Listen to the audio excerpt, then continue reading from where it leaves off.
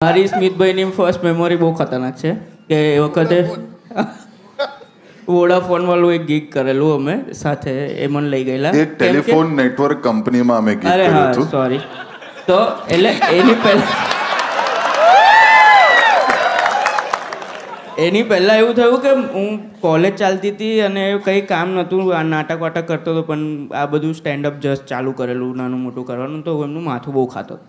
કે મને એક શો આપો ને મને કંઈક કામ આપો ને કંઈક કામ હોય તો કહો તો એકવાર એવી રીતે લઈ ગયા મને આવી રીતે પેલી નેટવર્ક કંપનીના શોમાં તો પછી મને મજા આવી પરફોર્મ કરવાની અને પૈસા એમને સારા મને આપેલા તો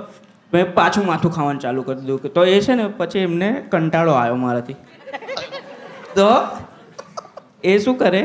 કે દર મહિને સામેથી જ મને એવું કહે કે બેટા 27 તારીખે તું શું કરે છે ઉદયપુરમાં એક શો આવ્યો છે આ મહિનાની 30 તારીખે તું શું કરે છે કે વાપીમાં એક શો આવે પણ એ શો હજી આવે જ ના કારણ કે હું હેરાન ના કરું